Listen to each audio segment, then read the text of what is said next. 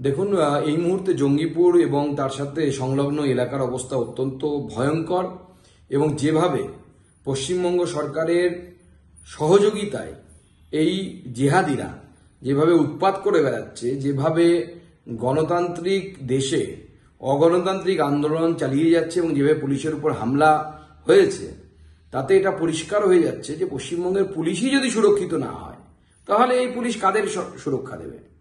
জঙ্গিপুর তথা মুর্শিদাবাদ জেলায় তো হিন্দুরা সংখ্যালঘিষ্ঠ, তাহলে সংখ্যালঘুদের অর্থাৎ হিন্দুদের তাদের সুরক্ষার দায়িত্ব কার?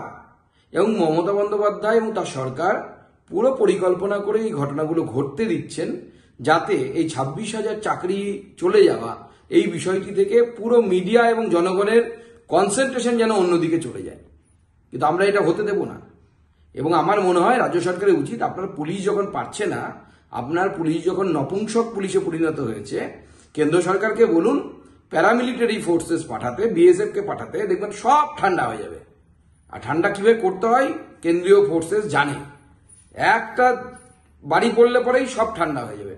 কিন্তু এই পুলিশ পারবে না, কারণ এই পুলিশও পারতো, কিন্তু মমতা বন্দ্যোপাধ্যায় যতদিন পুলিশ মন্ত্রী মুখ্যমন্ত্রী আছেন ততদিন পারবে না, কারণ এই পুলিশের কাছে স্ট্যান্ডিং ইনস্ট্রাকশন আছে যে মুসলিম দুষ্কৃতীরা যদি এই ধরনের কিছু করে পুলিশের তরফ থেকে যেন কোনো রকম কোনো ব্যবস্থা নেওয়া না হয়।